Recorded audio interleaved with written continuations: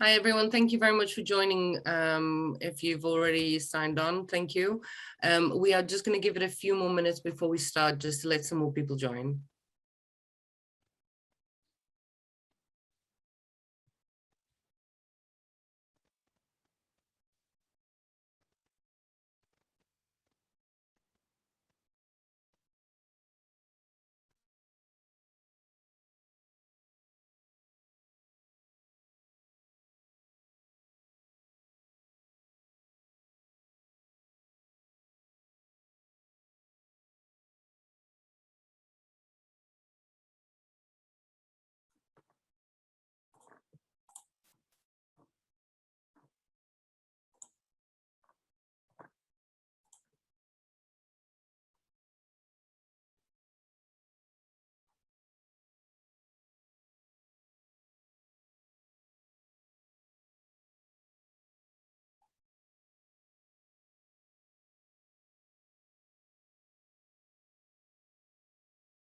Okay, I think we should be okay to start now. Yeah, so hi everyone, and thank you for joining. My name's Isobel. I'm a Senior Fraud Analyst here at Ibry, and welcome to our first client fraud webinar. Please note that this session is recorded. Today, we've brought together an expert fraud panel to discuss the topic of how your business can avoid fraud. We'll be covering themes such as authorized push payment fraud, Ibry's most common fraud typology, and compromised business emails, as well as seasonal fraud typologies, a key threat in the run-up to the Christmas period. Finally, we'll discuss what fraud at Ibry looks like specifically and give you some tips to how to protect your business against this. In order to help us cover these important topics, we're thrilled to welcome some experts from the industry. We have Tony Sales, dubbed Britain's Greatest Fraudster by the UK press. He's now come over to the financial crime prevention side as co-founder of We Fight Fraud, a company with a mission to help you identify, understand, and manage your risk. We also have Greg Wlodarczyk, Managing Director at Fintrail, a consultancy that works with other financial institutions to implement industry-leading approaches to combat money laundering and other financial crimes. Finally, we have Ibry's very own fraud manager, Sharon Thiart. With years of experience in the industry, Sharon has been flying the fraud prevention flag at Ibry for over 2 years now. I'll now hand over to the experts, and please do drop your questions in the Q&A box below, as there will be time for questions with our experts after each presentation. Tony, over to you. Thank you, Isobel, and hey guys. So yeah, my name is Tony Sales. I was branded as Britain's Greatest Fraudster. It's not something I'm at all proud of. I was young and foolish when I got involved in a life of crime. As Isobel said, I now spend my time helping companies just like yours fight the sort of threats that I used to commit against many companies globally.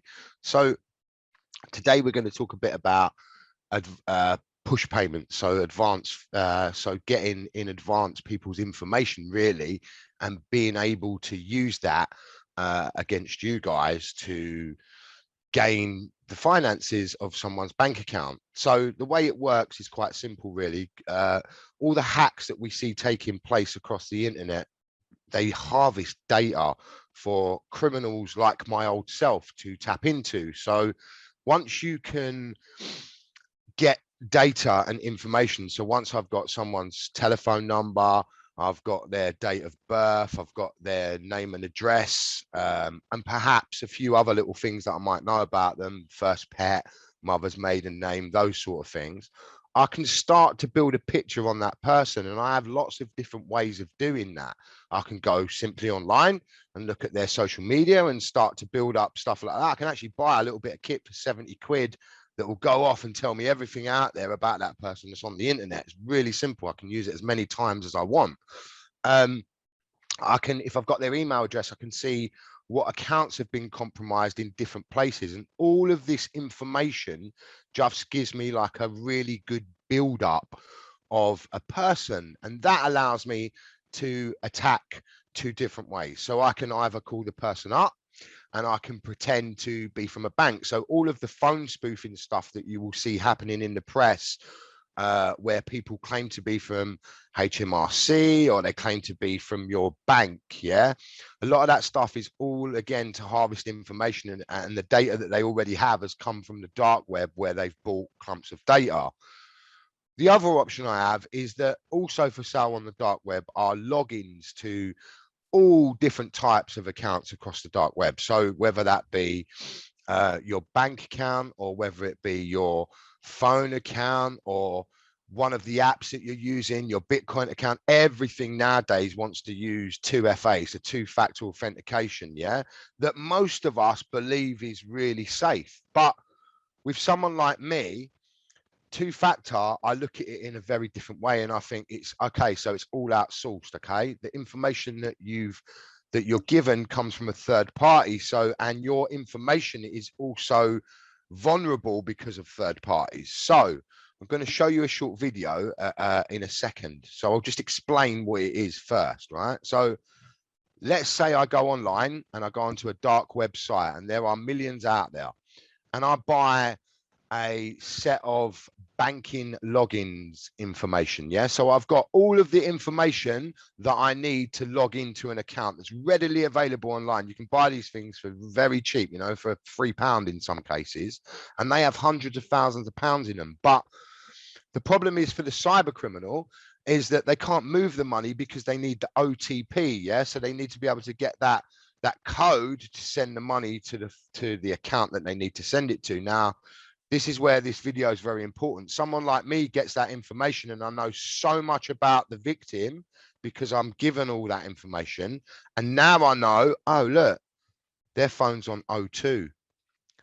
I'm going to go into O2 as that person. And this is kind of what we've done. So I'll share my screen and just show you. Yeah, this is, I'll show you, just one sec, it'll be easier. Where is it? That's what I'll do.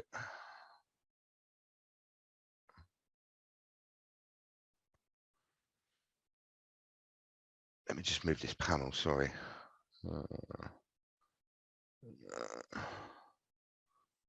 What's that?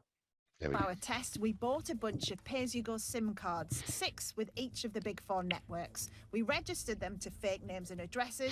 Then, the most important bit, we asked Tony to walk into stores posing as the account holder. I wonder if you can help me. Yeah.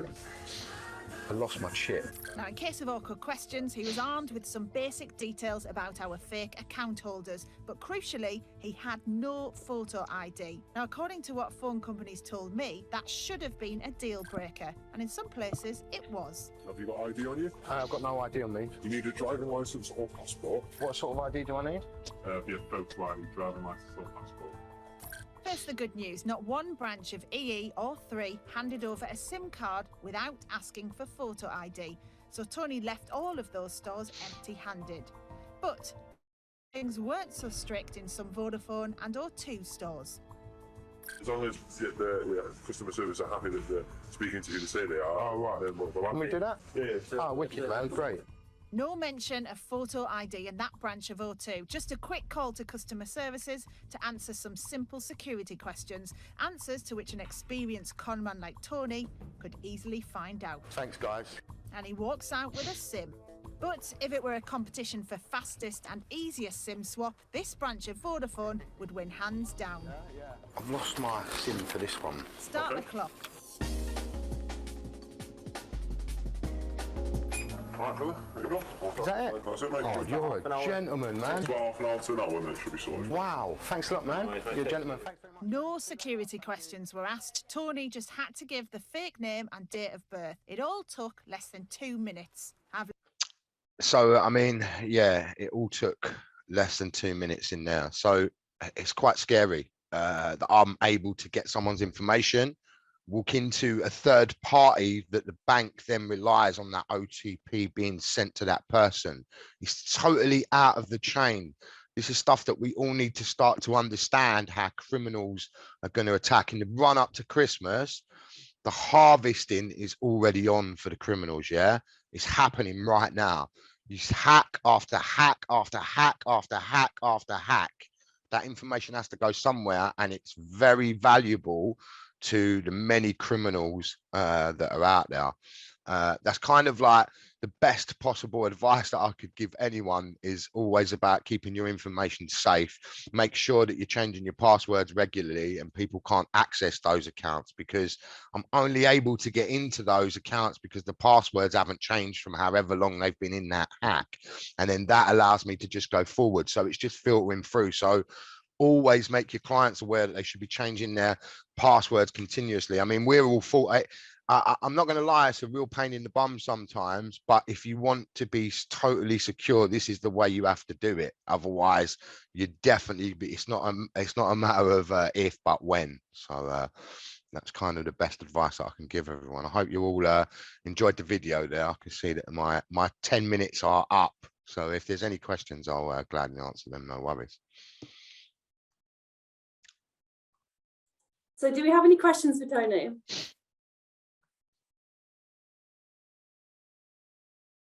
Remember to drop your questions in the Q&A box below if you do have any questions. So Tony, I think I have a question. Just what is the main piece of advice that you can give people running up to the Christmas period? What's the thing that fraudsters really grab onto in the run up to the Christmas period? Just be aware, like, don't get caught out on the phone. You know, fraudsters are really good at socially engineering people. Don't allow that to happen. Don't give more information away than you should do. Even when you're giving stuff away online, you've got to be really careful. Make sure that you're in the right place giving that information. It's really difficult. You know, you've got Celeric alphabets nowadays that create many problems, and these are problems for the people that control the internet in that way as well. So we kind of, it's understanding like all of the risks that we face continuously, you know, like until we get the whole thing sorted out, we're going to continue to face these problems. And I always say to people that there's not a single computer serving a prison sentence on the planet. Yeah. It's only a human, it gets caught. You don't go and get a computer and put a computer in prison because the computer didn't really commit the crime, the person did. So it's a human that we have to be aware that we're against, yeah? And you just have to get smarter at understanding all of those attack vectors that come to you, and just, you know, you kind of got to be really paranoid, especially in our industry, right? Yeah, we have to be, because there's so much at risk. So just keep up to date with everything that's going on. Take 5 for Fraud are always good. They're always putting the right messages out there. And that's kind of the best thing that we can say, is just step back from any situation and think about it for a moment. Don't be forced or rushed or panicked into anything. Tony, if so my SIM might have been swapped and how would I know that, as the person who originally owned the phone, how would I know that, what are the telltale signs that my SIM has been compromised? No service, no reception, no calls, no in and out calls. You know, if that happens, get straight onto the network. You shouldn't be waiting. Look, you can Google and see if there's an outage. You know, that's what I normally do. If my phone goes down, I'll Google, see if there's an outage from my network. Oh yeah, there's an outage, it's not that. Then wait. But obviously, like, you're better off getting in touch with them and saying, sorry, my phone's gone down. Because if you become a victim of SIM swap, that is definitely for a reason. Someone's not just going to SIM swap your phone so they can use your credit. Yeah, like they're SIM swapping your phone so they can steal your money. And so you just have to be aware of that. So your phone will go down because, as far as they're concerned, I've gone in and lost the chip, so they have to cut that original one off. So that's restricted service. So perfect. Thank you very much. You're welcome. Right, so I think we will move on now. Thanks, Tony, to Thanks, Greg's guys. presentation.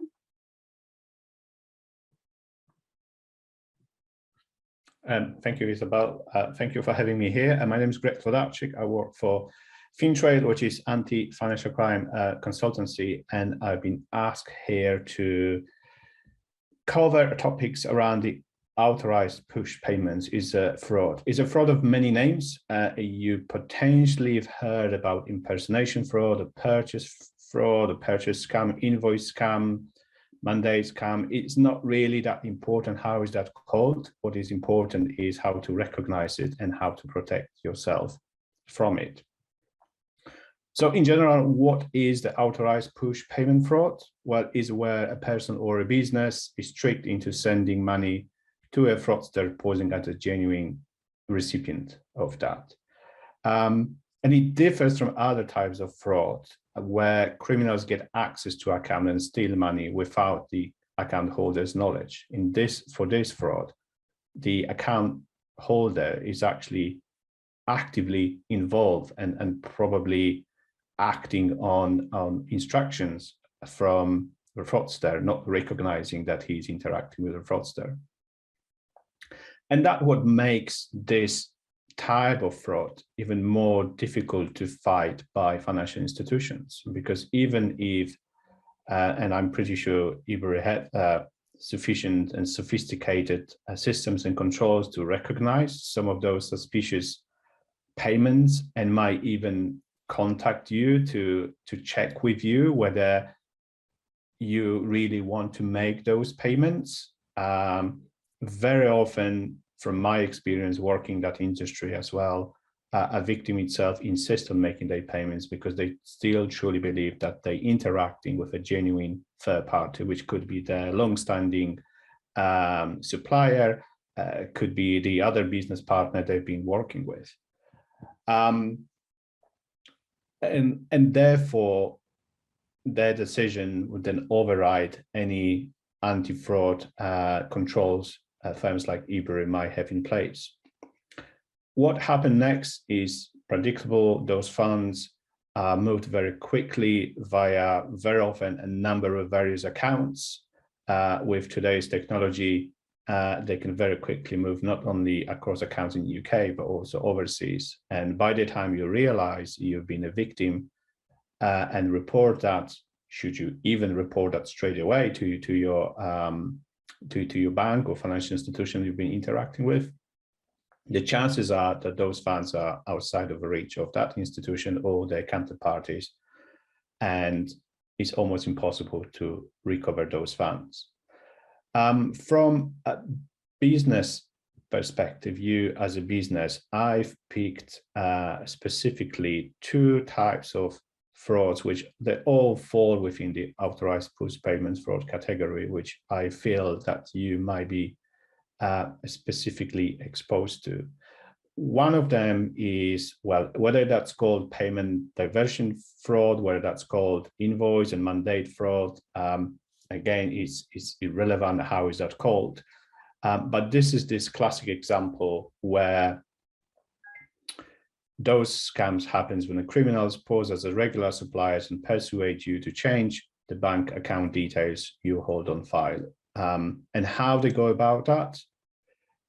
It is either they've managed to hack the email account of your supplier and understand that you are their long-standing partner, and then they would reissue invoice with the new banking details, or sometimes they might even monitor your own email account and pick up maybe exchange of emails between you and the suppliers, indicating some high value invoices to be paid in the nearest future. Depending on the size of your business or size of that supplier and so on, some fraudster could extend the research to understand how that business operates, understand what are the times you're settling those invoices.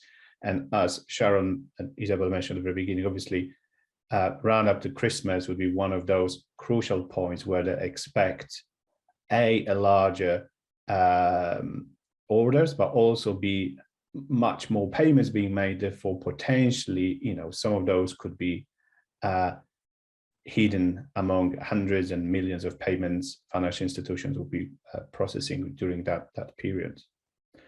So, how to spot that?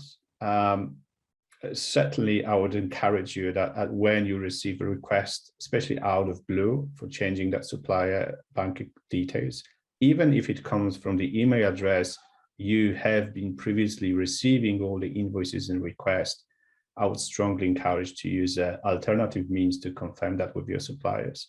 And because a number of times with my previous career, which I worked for the company very similar to Isobel, where we had cases where we've identified a banking account, banking details being changed, we've highlighted to our client that perhaps they should verify that this is a genuine change. Number of times we've heard, oh, this is a long-standing supplier, we've been working with them for 5 years, we know that person, this is a genuine. And it did not take long to realize that it was not. genuine. Potentially, one of the things which could really make you suspicious is if that bank accounts is held, the new bank accounts is held in different jurisdictions comparing to the one they operate. That'd be quite unusual. Maybe not too unusual for the larger organization. For the smaller one, potentially that could be one of the Telltale. It's also the way the invoice or email is formatted.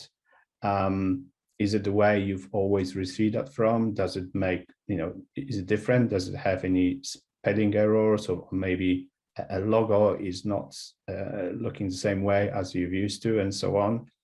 The email address, is it correct? And obviously, if the invoice have a phone number where you could reach them to verify, potentially that phone number could also be fake if that information comes through a fraudster. So again, we would encourage you to use your normal communication channels to confirm that. Whilst I'm going through some of those tips here, I just wonder whether you, Sharon or Isobel, add on anything specifically from how you're handling that, or you're going to cover that later on. Yeah, I will cover authorized push payment fraud again towards the end, just to have a look at what it is that we see and steps to take when it happens. But yeah, those are exactly the types of fraud that we see at Ibry. Yeah, and I can see there's a Q&A question, which probably you are better suited to answer from your perspective. What I can just say, whenever you discover that you potentially made a payment to incorrect beneficiary, you should get on the phone to your bank or your payment counterparty straight away, because the time is of essence. I think that's what I can suggest, but I don't know whether anything else you recommend your customers. Yeah, certainly. I mean, that is, as you mentioned, once the money is out of reach, it's almost impossible to get the funds back. So time is very much of the essence. So as soon as you realize something has gone wrong, make your bank, and if that payment has been processed through Ibry, make sure that you let us know immediately, so that we can try and stop that payment if it's still possible to do so. So that is trying to protect the funds that we're looking at. But then there are steps that you need to take afterwards. We need to have a look at what has happened and how has it occurred.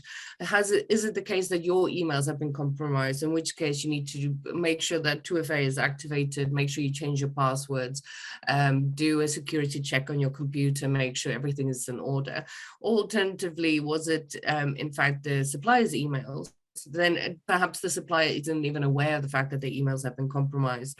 So make them aware so that they can do the same, change the passwords, make sure that multi-factor authentication is switched on, and make sure that they try and safeguard it on their side as well.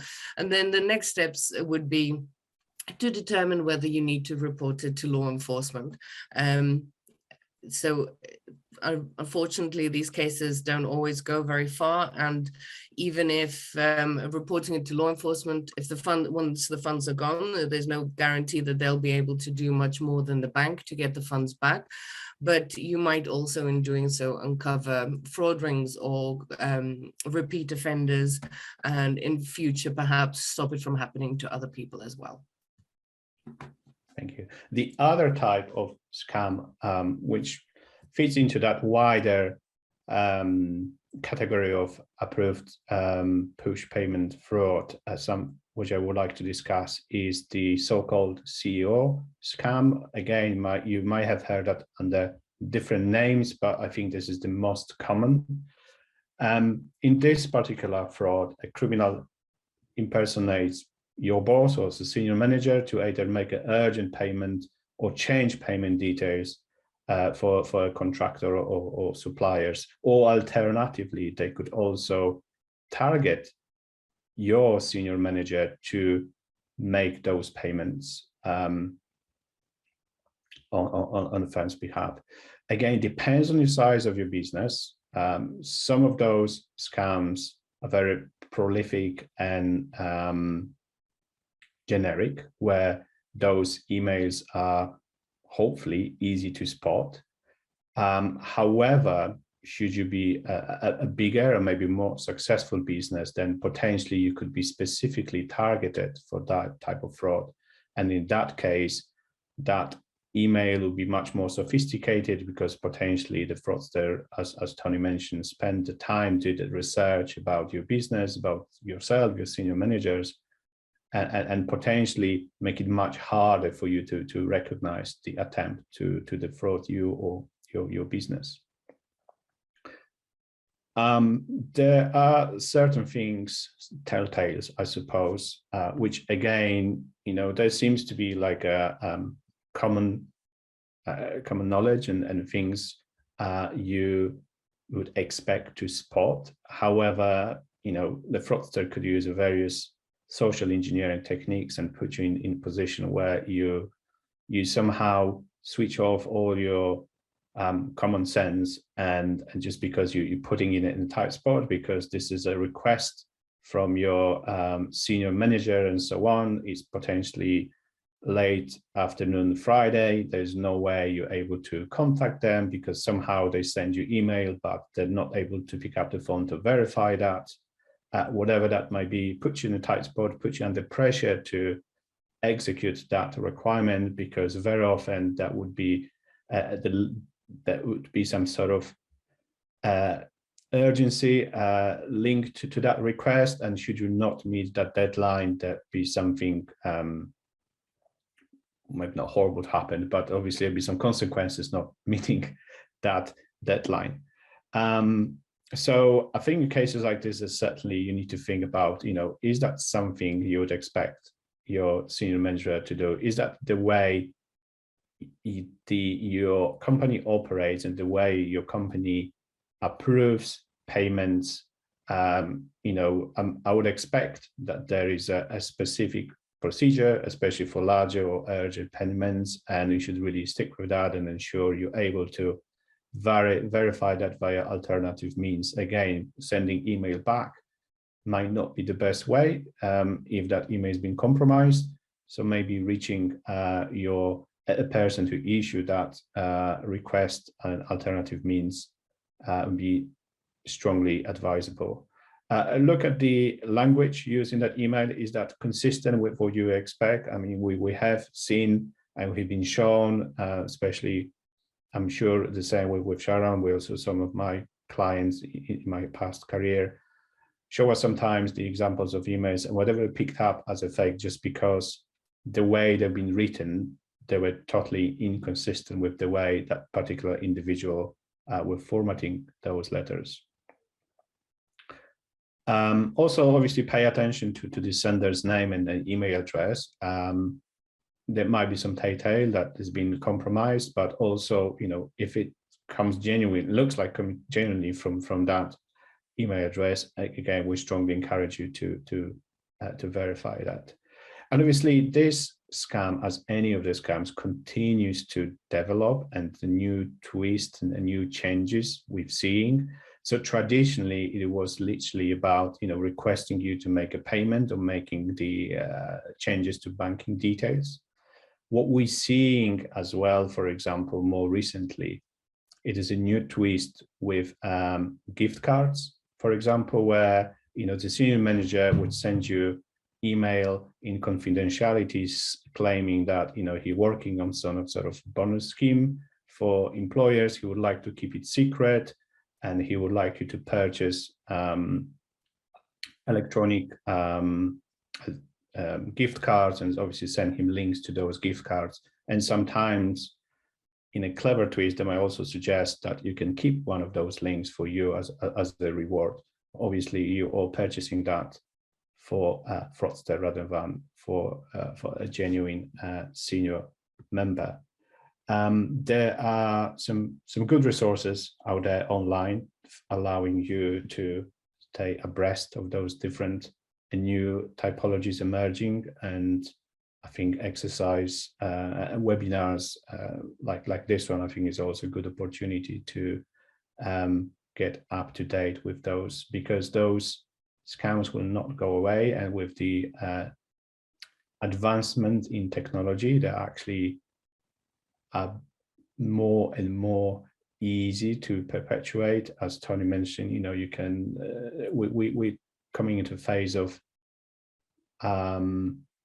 where even people without specific skills, they can just buy a service from other criminals or buy software which allows you to attack multiple targets for very little money. Therefore, you know, you can attack. You don't need to worry how successful you're going to be, because it costs you so little. Then you're going to take those chances and use as many harvested information as you have to attack those businesses.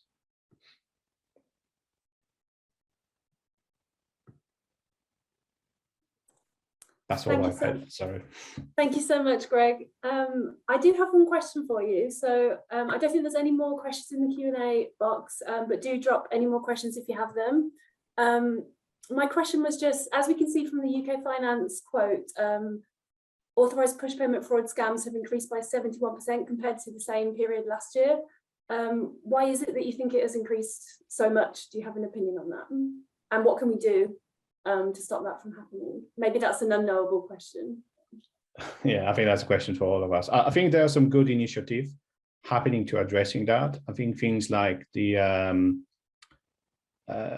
payee confirmation is a great initiative, because I think for a very, very long time, general public ignorance that putting someone's name as a recipient of the payment does not actually guarantee that there is any check against that name. You know, I think for a very long time, people assume that just because they put someone's names as a recipient of the payment, then the financial institution and at the end of that, the beneficiary institution would check that, and should that be incorrect, reject that. And potentially that was partially driving the amount of fraud we've seen. Obviously, pandemic also played to that, I suppose, in a way that, you know, overnight, there was a drastic change in the way people interact with the banking system. And many people start using banking, online banking, first time in their life. And obviously those people, you could argue, were easy targets because they maybe not been savvy, technologically savvy enough to spot some of those easy tailors. And then I think technology, as always, is a double-edged sword. So on one hand, you know, it provides, like to yourself, with a better tools to counter fraud, but at the same time, it also is a great enabler, and that's no questions around that. That some of the attacks, which in the past took a high level of knowledge and sophistication, now, as we've discussed, even low-ranking criminal can purchase those sort of software packages, whatever that is, and run those operations with no knowledge whatsoever needed for that. That would be my take on it. Agreed. Thank you very much. Okay, so thank you so much, Greg. I think we will move on to Sharon's presentation now. Thank you. It's been a pleasure. Thanks so much. So over to you, Sharon. Perfect, thanks. Well, hi everyone, and thanks very much for joining us today. Thank you, Izzy, for hosting, and of course to our panelists for being a part of today. Today I want to cover two topics, namely insider threats, and as we've mentioned, I want to talk about the types of fraud that we specifically see at Ibry. So I'll kick off with insider threats. And now I know nobody wants to think of their staff or colleagues as potential threats, but it does happen. So it's good to know what the red flags are and what to look out for. So the question is, what is an insider threat? An insider threat is a security risk that originates within the targeted organization. So that means that the person responsible, it can be current employee, could be a past employee, could be an officer of the organization. They could have been a consultant or a former employee, a business partner, or even a board member. Any one of those could be a potential threat. So the question is, what are the red flags to look out for? The red flags when looking for insider threats can be split into two sections. You can see digital red flags and behavioral red flags. So from a digital perspective, if your systems are able to monitor when large amounts of data is being downloaded, you're able to see whether the person downloading that data should have access to it, or the fact that someone is sharing large amounts of data with outsiders. Perhaps someone in the organization is seeking or saving sensitive data that they don't really need access to, or they request access to functions that are not relevant to their job function.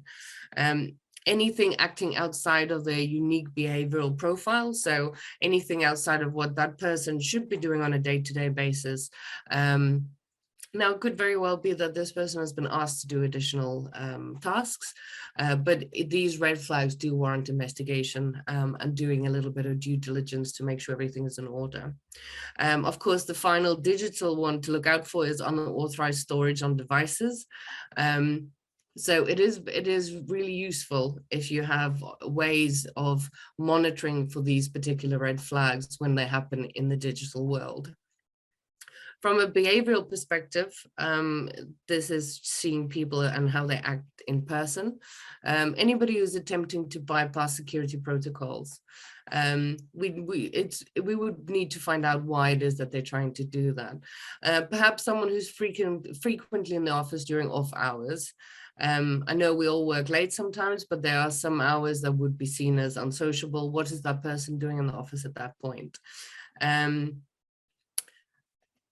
Violating corporate policies. So when there's policies in place and they go outside of those, when those policies are very well documented. And just any behavioral, anybody acting out of the way that they would usually act when they come into work, it might be something to look into and to watch out for. So the question is, what can we do? It is very important to have secure processes in place when you have, especially when payments are being processed. So this could include controls like segregation of duties or 4-eye checks. This basically means that you put a process in place whereby no single team or person can complete every part of the transaction on their own. That means there's more oversight of the payment and the stream becomes automatically more secure. It is also important for a business to have a whistleblowing process, which will allow staff and colleagues to report suspicious behavior. And that will also help you make everyone in the organization a potential ally in the fight against fraud. Now, the other thing I wanted to discuss is the fact that the Ibry online platform can also help with insider threats. So for any client who has at least 2 authorized contacts, the Ibry online platform offers a multi-authorization system, which means when activated, every payment instruction has to be signed off by between 2 and 5 people. The number of people depends on the client preference. Each payment to a new beneficiary at this point also requires 2-factor authentication. This is when the payment is being instructed in the platform. So for this reason, we encourage all clients to instruct the payments online and to move away from sending payments instructions via email. As Greg and Tony has spoken about today, compromised business emails are a common occurrence and can lead to disruption as well as financial loss. So the more we use the online platform, the less we try to rely on emails which are not really safe anymore. We minimize the risk because only authorized contacts with 2-factor authentication enabled can instruct payments in the Ibry online platform. Now, if you do need further information on the security features, please contact fraud@ibry.com, or if you prefer, you can also speak to your FX dealer, who will talk you through the security features that we have. That moves me on to the fraud we see at Ibry. Now, Believe it or not, we have 72 days left before Christmas. We want to take this opportunity to prepare our clients for the holiday season and the risks that lurk behind the scenes. Many of you will be ordering stock to prepare for things like Black Friday and the Christmas rush. We know there's always a risk to when doing business, but there are ways to do this safely. So the vast majority of fraud cases we see at Ibry relate to supplier email compromise. This means that our client receives an email from a regular supplier just as an invoice is due for payment. The email advises our client that the supplier has changed their bank details and requests that the payment be sent to the new bank details. The client is in fact corresponding with a fraudster who has taken control of the supplier's email account. Again, I can't stress enough that this is the type of fraud that we see most often at Ebury. So the question then goes, what are the red flags to look out for? So as we mentioned, a supplier changes bank account details out of the blue, or perhaps the supplier's new bank account is located in a different country to where the supplier is located. A supplier provides a reason for the bank account change, such as our usual bank account is under audit, always a red flag. The tone of the email changes, and as Greg mentioned before, spelling and grammar suddenly becomes poor. And also another thing to look out for is when a supplier's email changes very slightly, which could potentially suggest email spoofing. So to reiterate, a sudden, not previously communicated change in bank details is a massive red flag, especially when you're just about to make a payment. And this always warrants further investigation. So what do you do if that's the case? We advise our clients to contact their supplier via a trusted and verified phone number to confirm the changes in the bank details over the phone. A trusted phone number would be defined as a number you've previously used for that supplier, or a phone number which you can verify by checking the details on their website or on reliable online directories. All these steps should always be taken when there's a sudden change in bank details, especially when a payment is due to be made. So the second most common fraud typology that we see at Ibry is when our clients find new suppliers with a great deal, and it actually turns out that that supplier is a bogus supplier. So in fact, no supplier exists. As soon as they get paid, they disappear. So what are the red flags for bogus suppliers? When a supplier expresses undue urgency to make payments, the supplier does not have a website or any web presence to speak of. Perhaps the supplier has a website which was only created very recently, like in the last couple of weeks, or perhaps the last month. Perhaps you do a search on the supplier and you find some negative reviews or negative media about the supplier online. Again, the bank account is held in a different country to the supplier. These are the types of red flags. So what should you do when any of these red flags are present when dealing with a new supplier? Make sure you, as Greg said, make sure you take your time. Don't be rushed into parting with your money. Think about the context. Is there anything unusual or off about the interaction with the new supplier?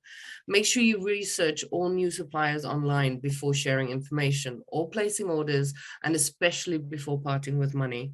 Have a look at whether you can find a reasonable online presence for this company. And if you can't, think about whether or not that is normal for that type of company. And I think the most important thing that we always want to share is to remember that when a deal that you find seems too good to be true, it usually is. So if you do find a really good deal, which is better than anywhere else, I would certainly do my research on that supplier and make sure that they are in fact real before continuing, and especially before parting with money. So if you have, as we've mentioned, if you've made a payment that you think may be fraudulent, please contact us as soon as possible at fraud@ebury.com. We will attempt to recover the payment. And if this is not possible, we will provide you with advice on next steps to take in this instance. And as I mentioned, this could be advice on perhaps securing your computer devices, on speaking to your suppliers, or perhaps speaking to law enforcement. We will do our best to help you recover the funds, but also try our best to prevent this from ever happening again. So that is everything that I wanted to go through today. Are there any questions? So we do have a couple of questions in the Q&A box. So we have one question, which is, are you aware of any solutions or third-party vendors which can assist in scanning the dark web, maybe to identify any client data that may have been exposed? There will be loads of different options online. I would make sure reeling them all off or providing websites there are so many out there that I would say just do your research. And there will also be reviews on the different types of software, and there will be different types of software for different types of searches that you're trying to do. So it very much depends on the type of company that you're doing, the type of information that you're looking for, and the risks that you're trying to avoid. So yes, there is definitely software available out there to help you scan for this. Picking the right one requires research on your part to make sure that you find the type of software, especially if you're going to pay for it. Make sure that it ticks the boxes and the requirements that you need, because there's different tools for different things. But yes, there's help available out there. Thank you. We have one other question as well in the Q&A box. So that is it safer to instruct payments online or to do so via email or telephone with Ibry? Okay, I think there's been a common theme throughout the webinar today, and that is that business email compromise is a massive problem. And that could be, so especially when you are an importing business or an exporting business, it's not just your own email that you need to secure. You might have wonderful security protocols in place for your business, but you cannot guarantee that everybody that you're interacting with also has the same level of security protocols in place in their own devices. So emails is a useful way of communication, but when sharing payment information, making payment instructions, using the Ibry online platform is always more secure. You log in with your username and your password that only you should know, and it requires two-factor authentication to get in. Then it requires further two-factor authentication when a payment is instructed to a new beneficiary. So yes, we're trying to move away from sharing these sensitive requests and pieces of information via email and doing it in a safe and secure way online. Thank you. Does anybody have any other questions? No. I can't see any other open questions for now, so I think in that case, we will give you 10 minutes back and consider this webinar finished. So thank you to everybody for coming along. We appreciate all of your questions and all of you for attending today. Thank you very much. Thank you. Bye-bye.